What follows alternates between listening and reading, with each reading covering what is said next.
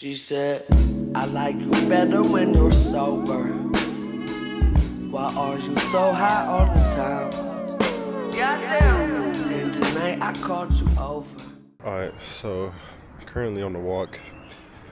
As I was on this walk, I was like, why not pick up the camera, talk to you guys. I'm really just here to lay down pretty much my thoughts, and yeah, whatever comes out, because I'm really just kind of using YouTube as like a documentary thing more than anything.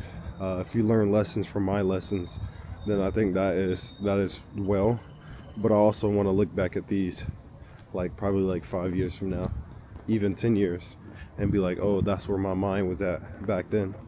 But currently on this walk, I just exited out of my trades that I was holding pretty much from last week, Thursday and Friday, getting into those trades. And one thing I will say is, as I'm closing out of these trades, I'm just thinking more of like, I've been seeing the same setups for like the past 5 years, not even 5. I've been seeing the same setups for the past 3 to 4 years. And one thing I've noticed is the people that think trading is like a different thing every single day, so they do like different, they try to find different, they like look at every setup as it's different. It just shows that you're not even ready for trading, because all the same setups are literally, they're all going to be the same thing. Like everything's always going to be the same thing, the same entry model, same exit. It's going to be the same thing. Now it might look different just to get there, but at the end of your trade, if you ever notice, at the end of your trade when you're finna exit and you look back at your entry and your exit, you're like, dang, this was exactly like what I'd already done 1,000 times. That's why it's so good to journal, because in the midst of things, in the midst of everything happening, you can't really see it. Like as a trader, you can't really, like, we see it, like as we're live executing, we can see it in our head of what could possibly happen, but we're not going to see what happened until it already happened, until we win or lose. Which is always good to go back and journal every single moment of your trade, from the moment you make your analysis, to the moment you take an entry, to the moment while you're in the trade and you're exiting your trade. Because then once you go back and look at it, you're like, dang, I've already done this 1,000 times. Like I've already seen the same thing, the same emotion, the same setup, the same analysis, the same entry so many times. So it's always going to be the same thing. But people always overlook that because they think every time is supposed to be different. So they always chase like a different high, they chase like a different feeling, a different setup, a different system. But trading is like the same thing.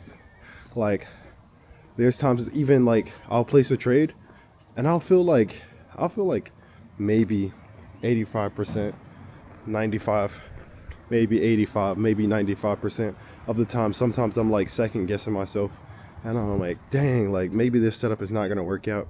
But I just remember that there was times where the setups that I didn't think was gonna play out played out exactly how I wanted to, and it looked exactly like every other setup. So this is just to go to show that, like, whenever you're placing a trade, there's gonna be some times where you doubt yourself. But I think overall, understanding that characteristic in the beginning of not like believing in it is something that you got to work on mentally. I think trading is just a whole like psychological battle with yourself of like how strong can you resist your willpower against bad decisions, because your brain is always going to tell you to like do the bad decisions over the good decisions, because the bad ones are always like normally like the ones that you are always just going to do. Because in our head, I'm trying to figure out a way to put it, but in our head, the bad decisions are always going to come first, because it's always going to be you stopping the future you. I said this in the last seminar I had, which is in London, but a lot of people don't understand that whenever you're trying to become something better, so when I was 18, I was already 18 for 18 years, right? I was already Psy. Well, I wasn't even Psy. My real name, for the people that don't know, is Tadarius. But I was already Tadarius for so long that when I wanted to become Psy, it was like a whole different, like, today was just like, hell no, we don't know how to, that's hard, that's complex, that's complicated. So this goes to show, like, if you're ever trying to become better, you present you is always going to fight the future you. So that's always good, to fight against the present you by already being the future you. Because if you act as the future you is never going to want to be the present you, right? You're never going to want to do that. So you're not going to do things that future you is not going to do. So I always kind of look at trading as something that is like a psychological battle more than anything. I don't think a lot of people kind of take account of how much your mind takes over when it comes to placing trades, closing trades, what else? Managing positions, all types of things that the market and your mind comes into, or just really your mind. Nothing is on the market at all. You can't blame nothing on the market at all. Yeah, but a little update on what I've been having going on is currently I am in Amsterdam. You guys know I used to live here for a couple of months. Have a couple businesses out here, which is how I trade on European brokers and stuff like that. So it's good to be back in the city, but at the same time it's like so boring out here, but it's okay. I still like the architecture. I still kind of like just being out here and vibing. Look, just going for a walk. Pretty much everybody walks and ride bikes here, so it's good to see when people are just kind of in tune with nature. And also as well, whenever I'm in Amsterdam, I never feel like I have to like fit in. Like I can just be me. I can chill, enjoy nature, just be me, literally. And I'm always me, but sometimes you get kind of like,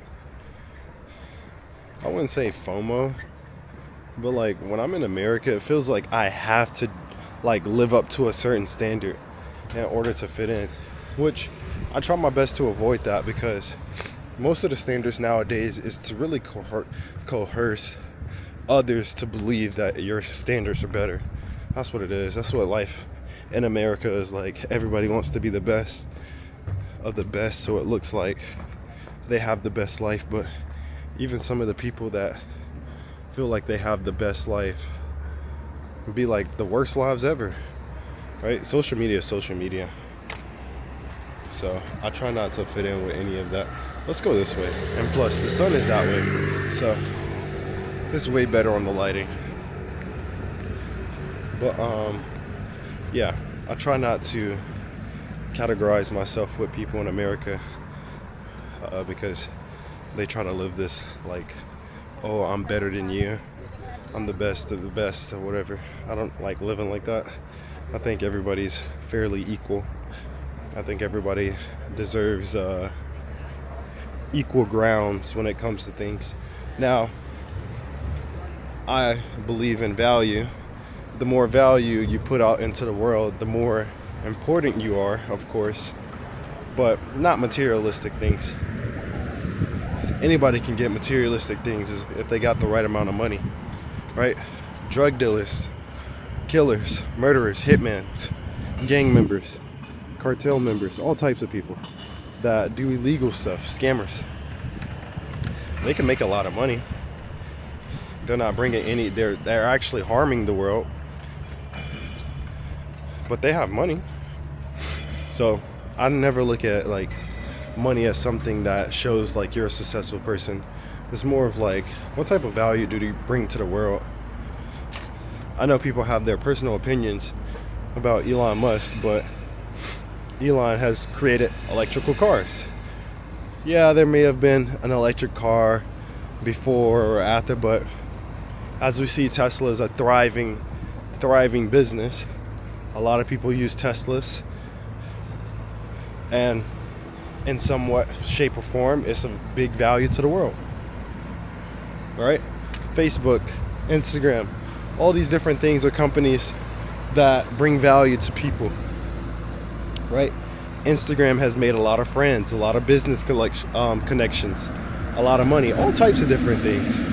So you can't look at, let's go this way. Well, I can wait. I just didn't want to wait for this red light, to be honest. But we're just gonna go now. Good morning.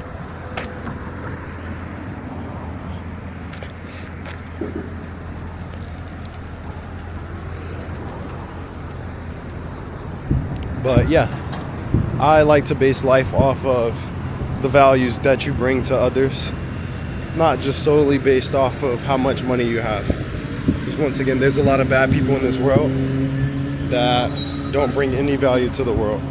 They just only care for themselves. With that being said, on to the next topic. I feel like there's been like a huge amount of teachers, traders, quote unquote, in the world recently. I'm saying like in the world, but in the industry of social media trading, I guess you can call it social media influence, trading influence. Because when you say trading industry, that's a pretty broad statement, because some traders are not online, some traders are online. As in online, I mean social media. But there has been a broad amount of people that have been just kind of going around being like, oh, I can teach you this, I can teach you X, Y, and Z, especially with ICC. Once again, ICC is something that I think is easier to explain to people that are just starting off trading, and it's more of like a foundation thing, like something that you can build off of, create your own thing, and then go about your business. Now, I preach all the time that I would love for people to spread the information around the world, but I don't mean do it by a course. I don't want ICC to be tied to a course by any means, like by any means. And the reason is because if you think about it,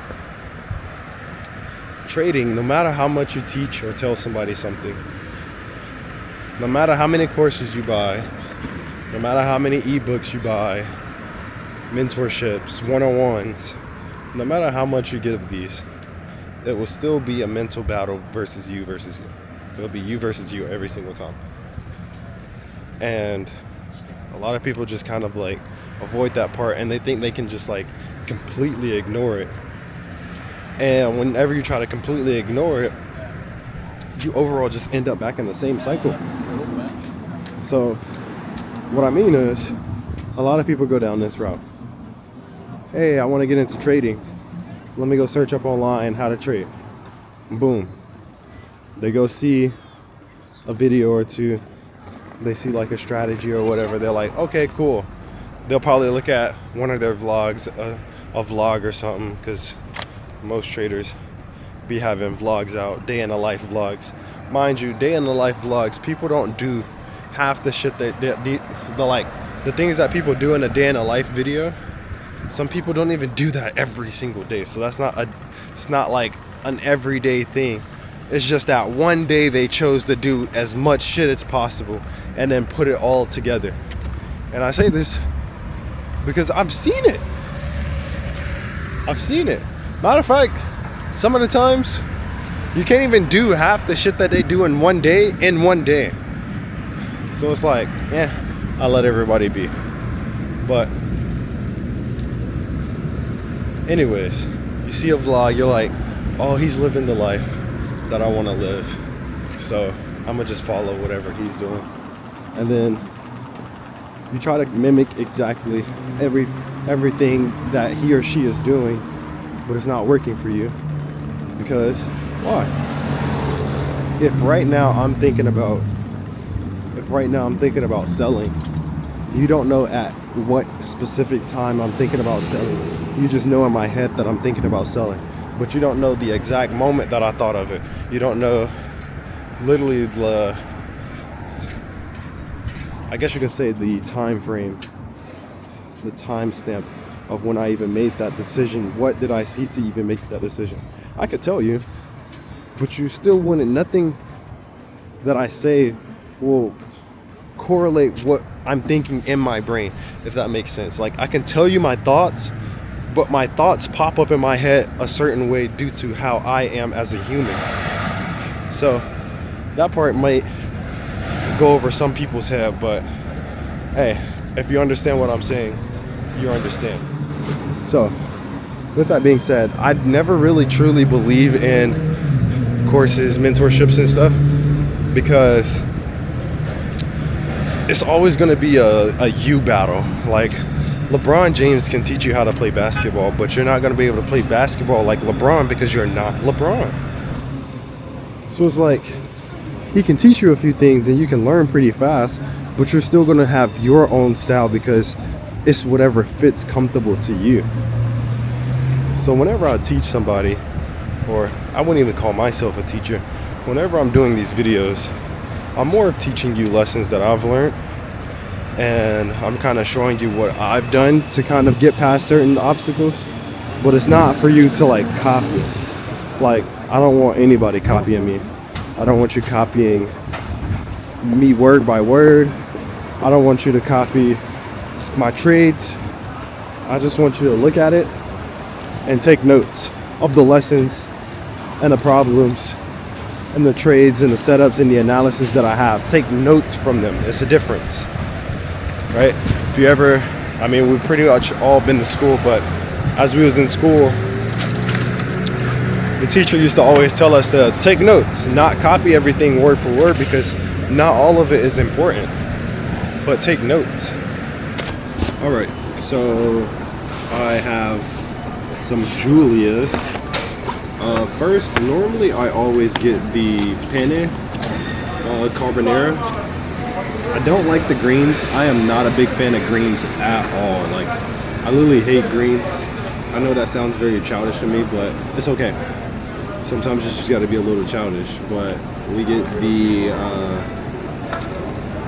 the carbonara, extra cheese, mix it up, and it's a large bowl. You see all that steam coming out, like hot and ready, but I literally just ordered 5 minutes ago, maybe less than that. Hot and ready.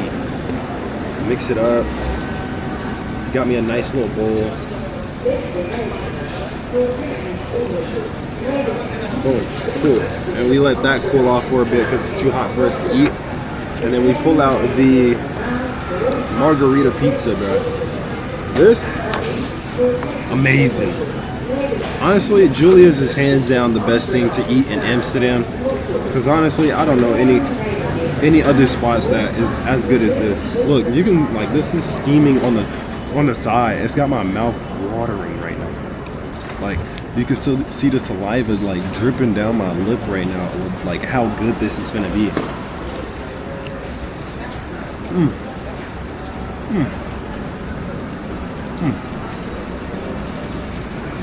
So, I hope you guys are liking this new vlog style. If you're wondering what I'm vlogging on, I have the DJI 4, Pocket 4. I didn't want to carry around my big FX3 or my FX30, so I got the Pocket 4 as soon as I got to London. Once again, London was amazing. I've been to London 4 times, almost 5 times. I think 5 times actually, 5 times. So I didn't really do too much in London but the party. I didn't vlog that part, but it was fucking insane, and I would just say that I love traveling. I like spending all my business Delta One ticket to get from Atlanta to London was fucking $10,000. I love traveling to death. Most of my expenses is on traveling, and I only travel a lot because I feel like it expands your mind more. Like, the more you see things in different aspects and different perspectives, different lights, different environments, I feel like the more my brain expands to really understand the world as a whole.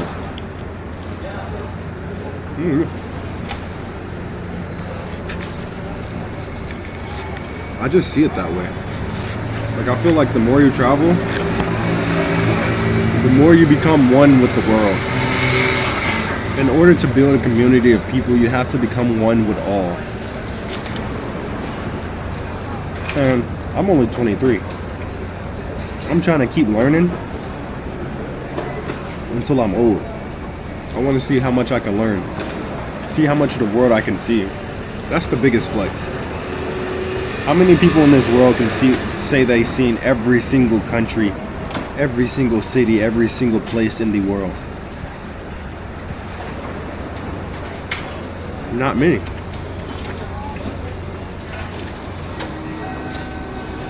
This is really good. I recommend it.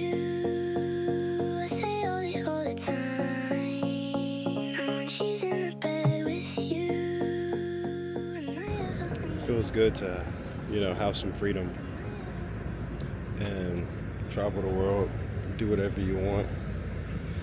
But I don't think anything else would ever come to like that feeling of like doing something like this. Like just staring at nature, looking at the world, people watching, boat watching, birds. So I can give y'all a small mini tour of Amsterdam. Right now I'm currently at Central Station. This pretty much is like a huge train station, mall, bike, Uber, like everything you can think of. Right here we have the ferry, which kind of takes you to the other side over there. That's the lookout over there. The lookout is pretty much where you can see all of Amsterdam. I was there earlier, yesterday. I don't know if I captured any footage. I'll go back and see if I can find any footage that I do have, but it's pretty nice up there if you do come here. We have the ferry. A lot of people, as you can see, travel on bikes here. Like a lot of people travel off of bikes.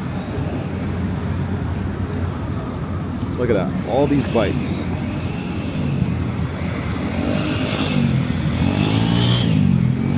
It's actually one of the fastest ways to get around here.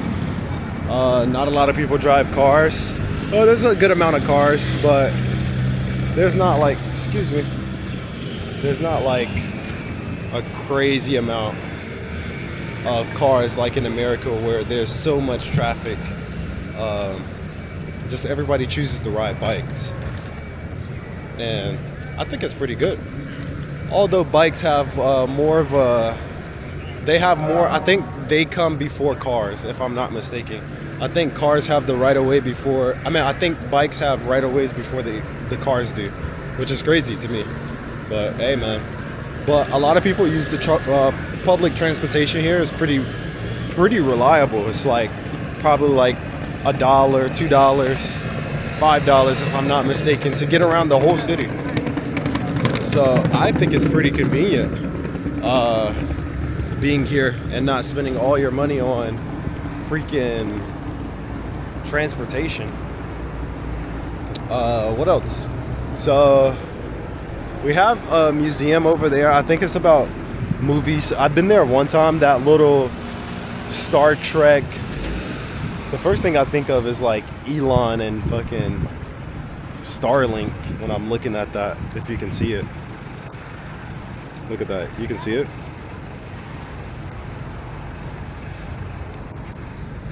That's the first thing I think of when I see it, but that's a museum. The city's like right behind me. It's like going that way. That's Central Station right there. Right here. Right behind me. But the city's like back there behind it. There's not too many tall buildings in the city. They have a few towers and stuff. That's most likely a clock or something. But there's not like crazy skyscrapers like you see in America. Most of the buildings are pretty much all the same size. And yeah. But other than that, I think one thing I will say is like when it comes down to like foods out here, it's pretty much bland. Like all bland. Pretty much got like fries and steaks, chocolates. I don't know. I didn't dig too much in the food side of things.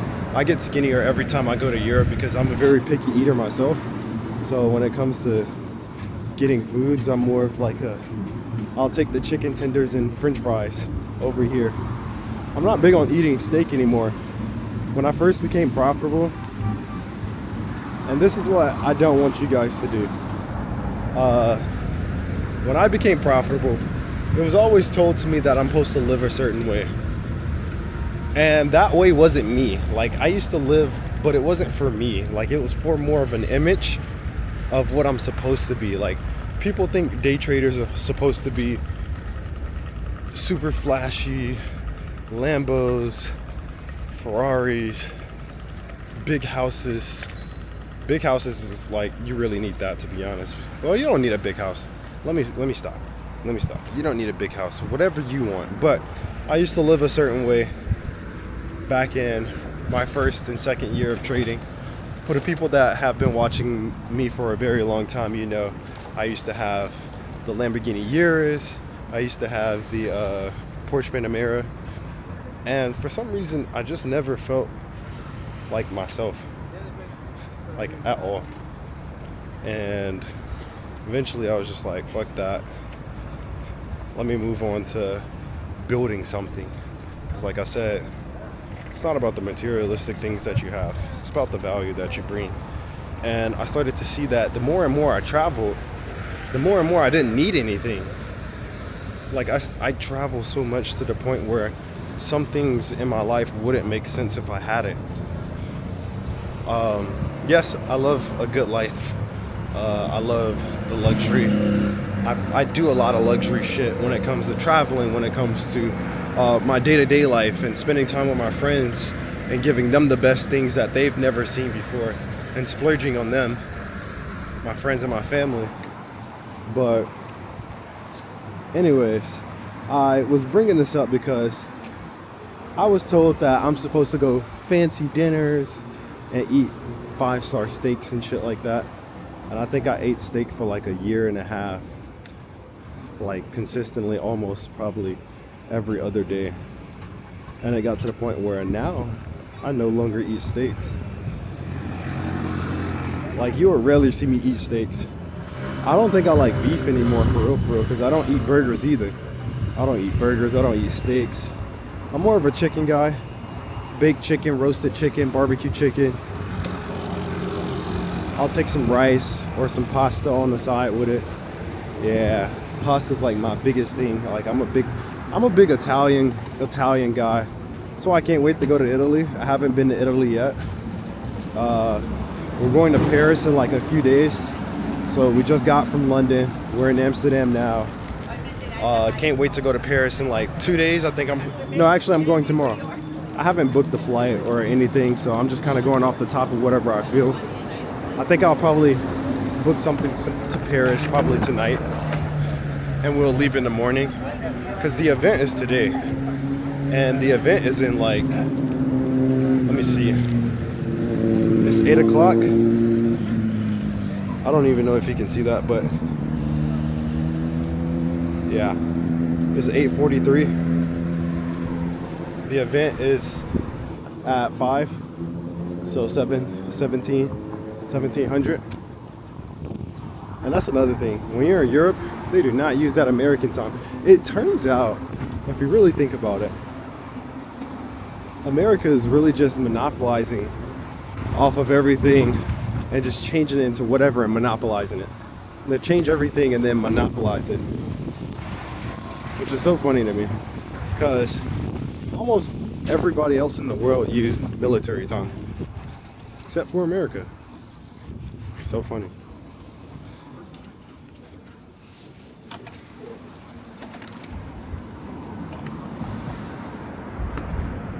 Ooh, this is nice. I like this little walker that we're on. Feels nice, feels comfortable. I think I've dumped out pretty much a lot of my thoughts.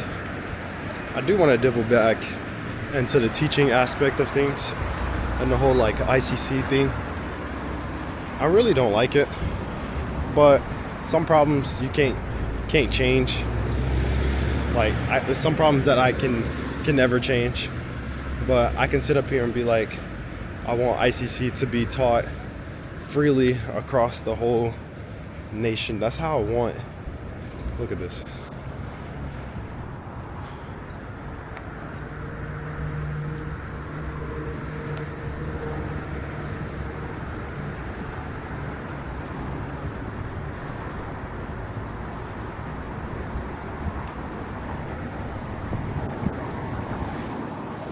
But yeah, that's how I want overall ICC to be.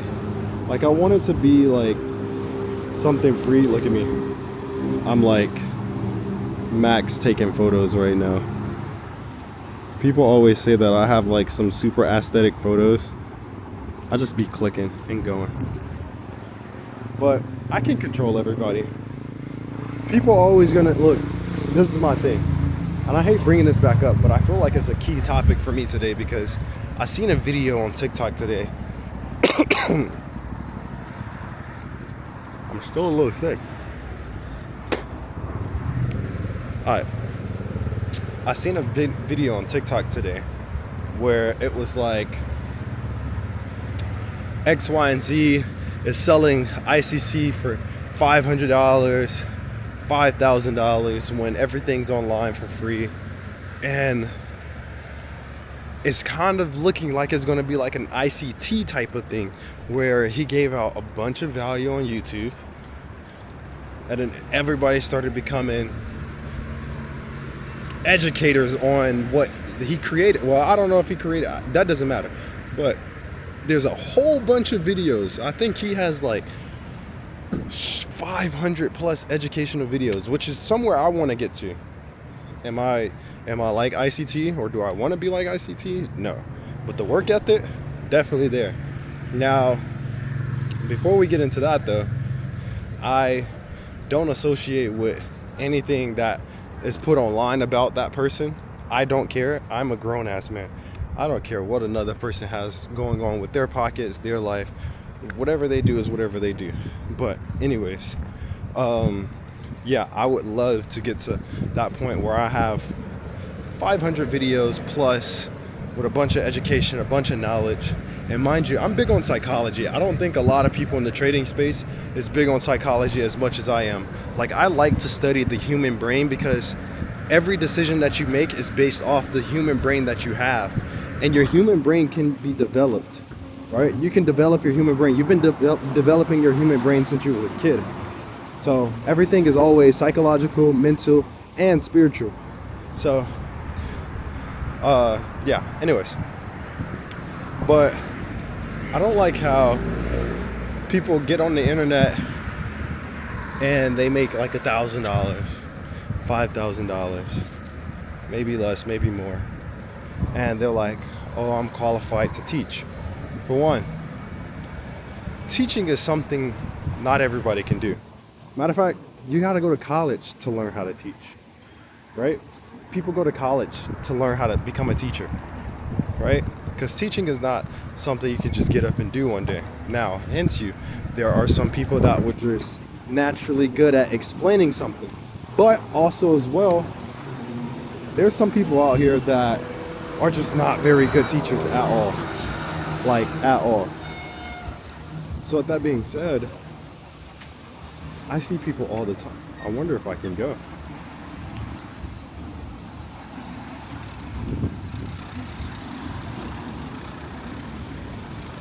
Oh, they know each other. All right. Looks like I can go, so I'm gonna go.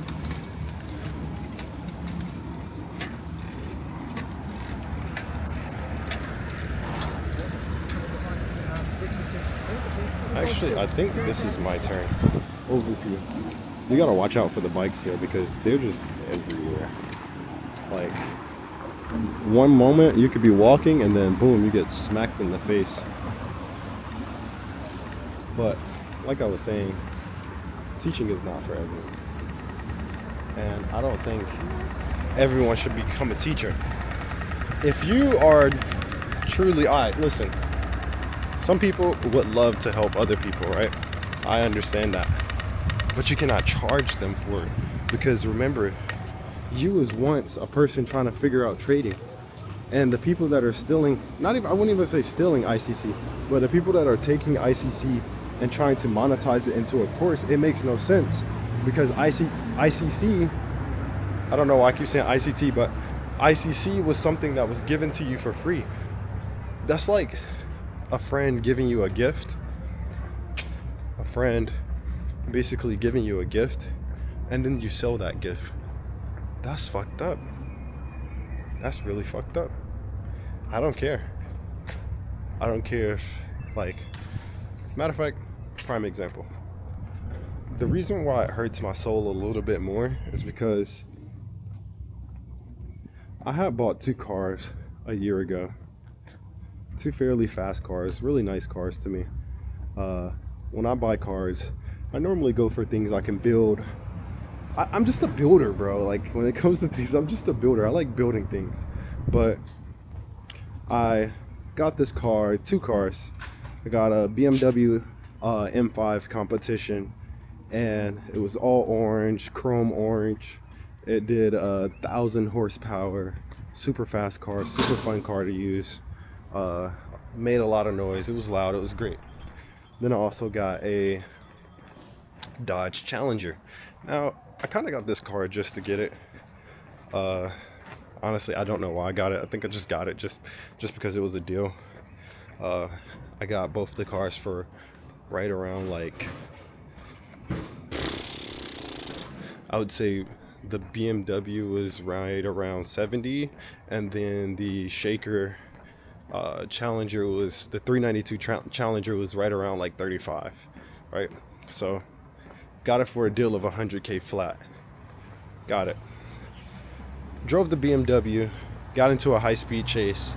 I really loved the BMW because it was so fast, and I was like, cool, this is a nice car, love it. And then eventually I was just like, let's start traveling more, doing stuff more, because I had the car, I was driving all the time, but I got tired of driving, just like driving in the city, going places. Oh, people like, nice car, this, boom, it's cool, it's whatever. It gets boring after a while. So eventually I'm like, okay, finna go on the road. But before I go on the road, I get into a accident. Now, this was on a high-speed chase. I took the BMW on a high-speed chase, and it's so crazy because it was accidental, but it was like, it was still fun to me at the same. I know it sounds bad, but it was really an accident. And the reason why I say it was an accident, because he flicked his lights, but I was going so fast that I didn't notice that he flicked his lights on me. So the cop flicked his lights on me, but he was kind of like, he said he was ducked off and he was, you know, clocking people. He clocked me at like 95, but by the time he turned his lights on and was trying to catch up to me, I was already gone. And he said I was doing over 100, which I probably was. But I was also in a state where 45 is like the max speed limit on the highway. I was in Indiana, so it was kind of crazy. But mind you, I went on this high-speed chase, was driving super fast. I didn't know he was chasing me. Once I figured out, or kind of put 2 and 2 together and seen that he was chasing me, kept going fast, tried to get off on the exit, ended up hitting a curve at 120 miles per hour because I wasn't familiar with the roads. That happens. But a couple weeks prior to this, I gave my friend at the time my car, and he kind of asked me in the beginning about the car. He was like, you know, like, dang, are you ever going to sell this car because you never use it? The Challenger I never really used. So he always kept bringing it up, like, in a sense of like, you know how somebody says something but they don't really truly say what they want to say? Instead of him being like, hey bro, like, can I have your car, or can I use your car? He'll be like, dang bro, you don't drive that, man. Like, you really just don't drive, you know, that type of person. So that's going on. Eventually I give in and I'm like, hey bro, if you want my car, I'll just sell it to you, right? And I got it for 30K, 35K. I was gonna give it to him for 10K. I didn't really need the money. I just wanted the car gone, and he wanted the car, so I was like, well, I might as well pocket some money off of it. Cool. He's like, nah, I'm not gonna do it for that, this and that, making up a bunch of excuses of why he didn't want to buy the car. So then I'm like, you know what? You're my homie. You're my friend. I don't want the car. It's not gonna hurt me if I don't have it or have it. You can have the car. I give him the car. We stopped becoming friends. We're no longer friends. And one day, he tries to sell the car for 40K. The car that I gave him, title and all. He tries to sell the car, and it's like I gave him that car for free when I could have made him pay for it. True story. True story. I gave him the car for free when I could have made him pay for it. Right? So with this being said, I just want you to understand something. When I give you something for free and you turn around and you charge people for it, it honestly makes me feel some type of way. Because it's like, why are you now using something that I've built, not created, but I've built? Because ICC is only price action and market structure. But the teachings of it, that's what people are not understanding. ICC is the teachings of price action and market structure. The teachings, not what to do, right? Price action has been a thing. Market structure has been a thing for years and years and years, hundreds of, not hundreds, but 20, 30, 40 years. It's been a thing. So it's not, I didn't create it. I built it into what it is now, right? I'm traveling the world. I'm literally traveling the world teaching this for free. All this for free. You don't have to pay to get into the venues. You don't have to pay a course. I'm not selling you anything. For the people that have been to my events, comment down below. Just a matter of fact, for the people that are watching this that have been to my events, give your honest opinion about the events. Now, what I will say is my first time doing these. I am learning. That I will admit, I am learning and I'm trying to become better. With venue selections, and I like doing things myself. I like experiencing things because that way I know exactly how to change and fix it. That makes it feel more of like me. Because a lot of people try to help me, which I love. I'm trying to cross the street right now. I like when a lot of people try to help me, but I think I learn best when I make my own mistakes or I make my own, just journeys. But I do all this and I want to see you guys' opinion on the events, how you feel. But I'm also saying, for the people that have come to my events, have I ever sold you anything? Have I ever tried to upsell you on anything or try to make you do something, sign up for a broker or sign up for a prop firm or buy a course? Never. You could be honest. Even when people ask me, what broker do you use? What do I always say, guys? Literally, I want to see your comments if you made it this far. Comment down below. Because I could really be a fucking influencer. I can be it. I'm pretty much top of the league, top of the game at this point. I can upsell you on anything. But what would that make me? What would that make me? Just like everybody else. So with that being said, I want you to think about all these people out here that try to use my building. They use ICC, my teachings. They try to put it in their own way and then sell it. They literally take the cookie out the wrapper and put it in another wrapper, package it in their own package. And once again, I said that it is okay to take ICC and use it as a foundation to build off of, but I did not say build off of it and then use it to do your own thing and sell it, right? Because one, ICC is for the people that don't have money or don't even, because I don't see the value in courses because you never know what you're gonna get, right? I'm not gonna lie, there's some shiesty people out there. Think about it. You could put a whole PDF folder of some nonsense that you found off of ChatGPT and post on your story like, oh, I got the secret sauce, got the secret sauce. But people won't know if it's secret sauce until they buy it. But once they buy it, you already got the money. You already got the money. So that's why I don't really believe in courses or mentorships. A wise person told me, a mentor I used to have, pretty much advice on life.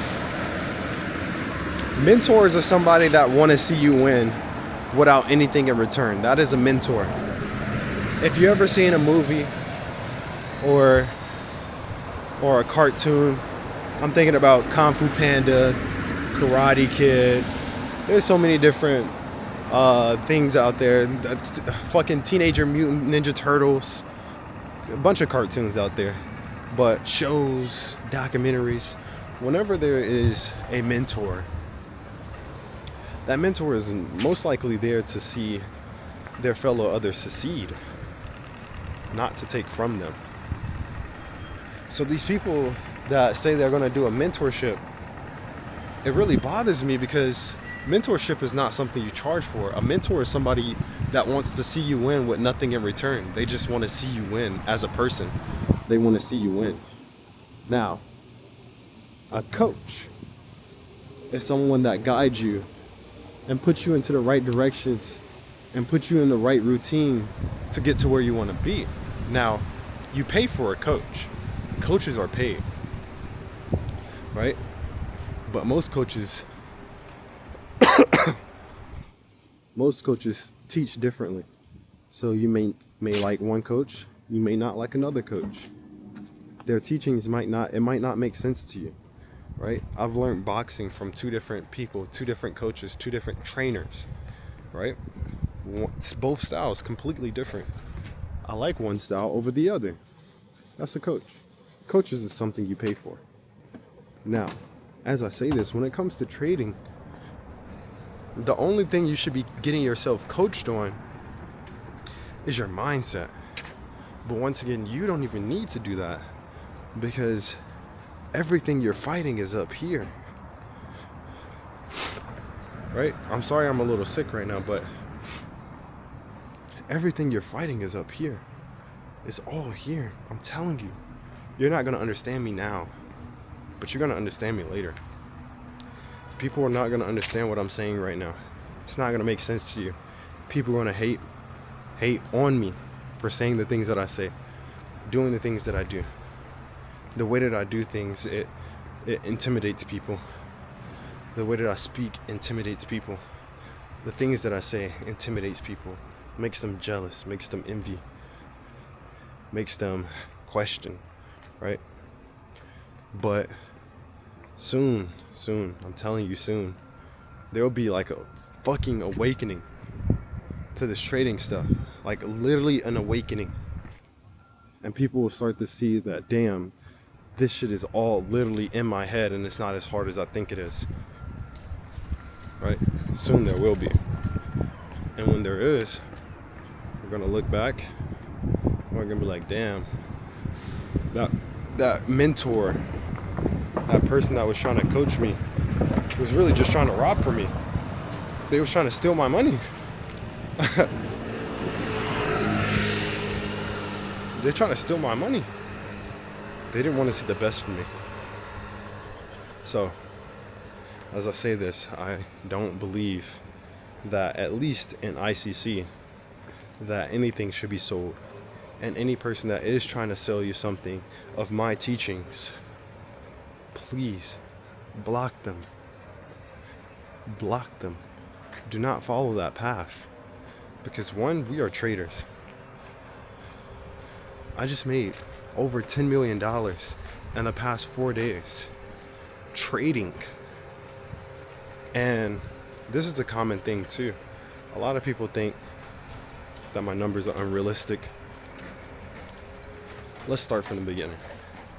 If you trade with, let's say $1,000, right? You trade with $1,000, you risk 10%. That's $100 per trade. Because I don't follow the YouTube bullshit. That's why it's like a big thing for people that I seem like an anomaly. Because it's like, what the fuck? He's going against everything that everybody else online is saying. I go against everything because it doesn't make sense. I used to watch YouTube videos too, and I cried and everything clicked to me the day that I found out that all the shit that people were saying were really to set me back so I couldn't beat them. Right? So I got like a little loud noise right here, but it's all good.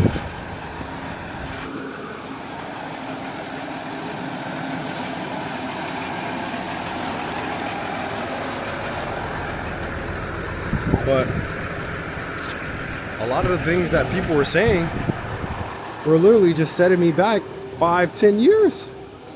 It was going to set me back 5-10 years, right? Why do you think that something like ICC has people learning how to trade in less than a month? Go look. Don't take my word for it. Don't believe me, right? Don't believe me. Just go look. Go look at TikToks. Go look at Instagram posts. Type ICC in. All these people that are trading and making money. Go look at them. They're the ones that you need to look at, not me. Right? Because when you're an influencer, nobody believes you. Nobody takes you seriously. People that do take you seriously, those are the ones that learn. But let's just say for the non-believers, go look. Literally go look. Alright, I'm gonna go back. I just don't, the lighting is kind of bad in some areas, so I just want to make sure it stays good. But go look. Right? And when you go look, I want you to see how many people was winning. And as you see this, I want you to think to yourself, damn, they did this all some free content. Some free content. They ain't have to pay for anything. So my question is, why would you pay for information that's free that can make you a lot of money? But also, back into what I was saying earlier, right? With my number, bro, the lighting's just so bad, but it's okay. We're just gonna work through it. But back to my numbers, right? If I had $1,000, and once again, I'm going against the grain of everything that they teach on YouTube. That 1%, 2% bullshit. No. Because we're not gonna make money that way. It's gonna take us years to get to where we need to be. Right? It's gonna take us years. You know why people always fail though? Because you naturally, as a trader, and this is all mindset shit. Naturally, as a trader, you're gonna want to make money, and you want to make a lot of money. And a lot of money doesn't mean thousands and 5,000, 10,000. It could be even, you just want to make $500, right? $400 on a trade. But with the 1%, you're gonna need so much capital. That's why people think that it's hard to trade unless they have a lot amount of capital, which is why prop firms dwell on people who think that way. Like the people that buy prop firm accounts normally think that having more money means that you can make a lot of money, which in some aspects, yes, trading with $100,000 account is way better than trading $1,000 account. But I also want you to think in this mindset: when people are trading these, what is the prop firm target, right? It's like 8%, 4%. Those small percentages those small percentages are getting you to kind of think in a way where it's like, I just need to make 1%, 2%. Now, back to what I was saying. Sorry for keep getting off topic, but let's just say you did, I don't know, right around 10% per trade, and you're looking for a, let's say 1 to 3, 1 to 4, and you're like, okay, 1 to 3, 1 to 4 is most likely going to make me 30% to 40% in return, right? This $1,000 account with a $100 risk, you're either going to lose 100 or you're going to make 300 or 400. Mind you, the market moves in a way where you could get more than your risk to reward. You could get a 1 to 5, So $500, right? Or you can get less, 1 to 2.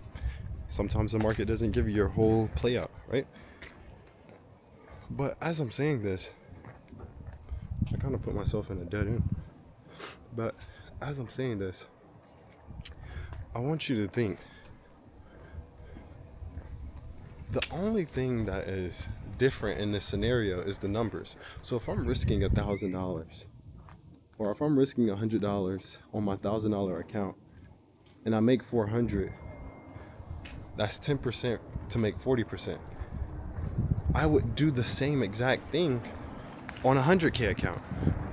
If I had 100K and I risk 10%, that's $10,000 to make $40,000. 2 trades is $80,000. That's 80%. Nothing is holding you back except for your literally disbelief in math, right?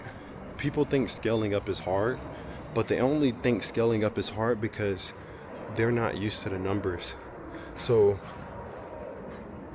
when you see something that looks so crazy, it's because you've never seen it before. And things that you haven't seen before makes you feel an emotion that you've probably kind of tie into.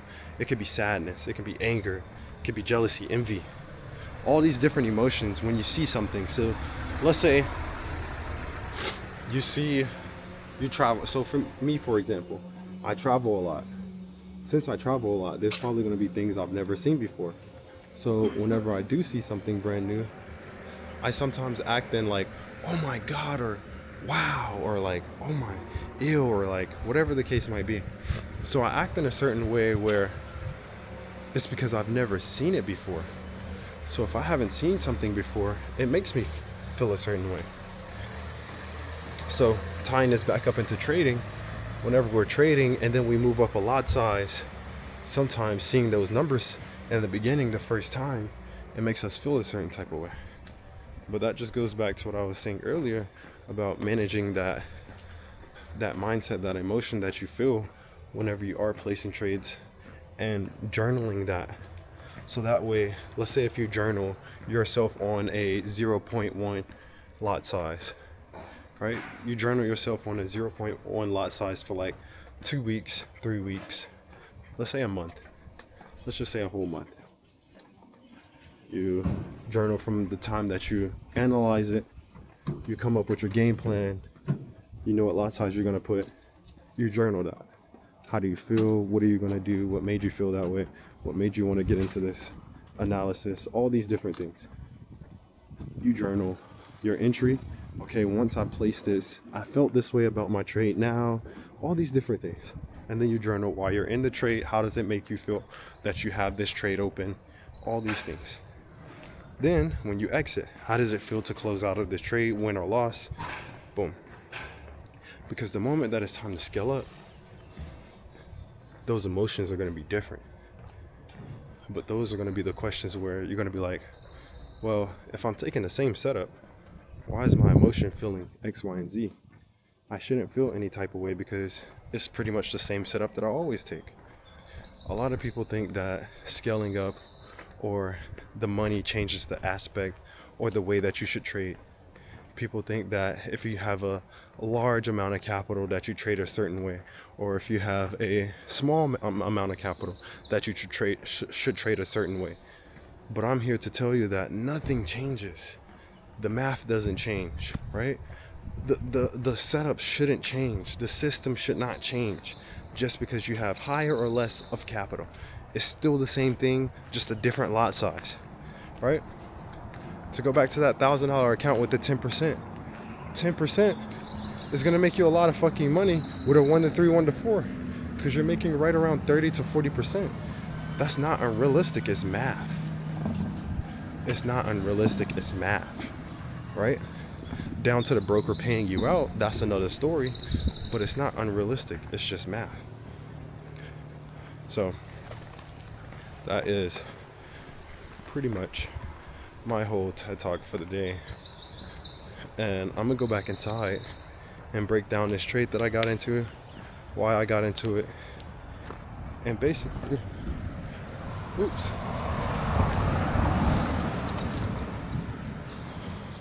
I'm gonna break down this trade that I got into, why I got into it, and what I'm gonna do next. Because it is always important to journal pretty much your before and after. I think that's pretty much all I do. And people sometimes hate me for it or love me for it because I don't call out signals. Everybody wants me to call out signals. People want me to make a signal group and all these different things. But being an influencer and posting your trades is more stressful than you think, man. You got to be right or else everybody's going to call you trash. But I'm going to go in, go ahead and go home, and I'm going to show you this trade that I'm in. Alright, one thing I would say I've learned of pretty much 4 to 5 years of trading is that the more you keep it simple, the easier everything becomes, because most people don't understand that just pure price action and market structure alone will take you as far as you need it to go. So what I'm going to break down is going to be pretty simple, but honestly, that's all you need. First and foremost, daily time frame is what this whole trend is moving off of now, since the daily time frame support level has been broken. We do have a new indication. I just recently closed out of my trade due to the fact that an indication is when price is breaking out with the remaining money of the breakout. So if this breakout right here costed, let's say, $1 million, right? Let's just say this costed $1 million to break out. Price was pretty much building up all that money to come to this level and break out. So that means price has $1 million and a little bit of change left. So it probably had, let's say 1.2 million, right? So when it got to this level, it ended up using that 1 million to spin at this level, and now it has right around 200K left. So with this being said, the rest of those orders, the rest of that money is going to trickle down until it runs out into a new level. That new level is most likely at 4,100. Now, what number or what price range is this level going to be? We don't know yet. So the reason why we don't know is because we don't know how strong buyers are in this standpoint. So buyers are sitting at a level where price is pushing the market back up. As we can see, there was a previous wick right here that price came down to and then got pushed all the way back up and ended up closing here. Now, I'm a big person on closed candles due to the fact that closed deals kind of mean like, hey, this is where we choose to be at. But wicks, people can use wicks. People like using wicks, so I'm not going to stop you from using them. Just think of it in the aspect of buyers are sitting here pushing price up. So with all that being said, price is coming down into these lows, like I was explaining in the last video. And to make everything simple, we're going to delete all this, right? The reason why I came to this whole, I guess you can say, analysis is basically off of 2 time frames, right? I only need 2 time frames. The daily time frame helps because that's what the overall market was doing, or whatever the daily was doing. You can see there is literally a highest point here. So we have a lower high, another lower high, and then price ended up selling more while breaking a level of support. So all of this was off of a daily time frame structure. But let's say you're a new beginner and you're trying to learn how to swing trade or even just trade price action in general. I always tell people to trade based off of the higher time frame. So I'm gonna start with the 4 hour. I recommend starting with the 4 hour. It is a good median for anybody and everybody. But let's just say we were starting off. If you watched the previous video, you've seen how I used this level right here. Anything under that level was an indication. Your goal as a trader is to find the clues that show you where price is going to do something, right? So as we have here, we have a level of support. This level of support gets broken. So in our heads as traders, we need to think anytime price breaks this level, it goes to here, right? Anytime price comes to this level, it sells back, right? That's how we should think. We should think in almost a systematic pattern, almost. So every time something does something, it's most likely going to try to do it again. Every time price comes to here, it's most likely going to reject. Come here, reject. Come here, reject, right? So we need to start thinking in a more systematic way of price is going to do the same thing. It's going to be in a pattern.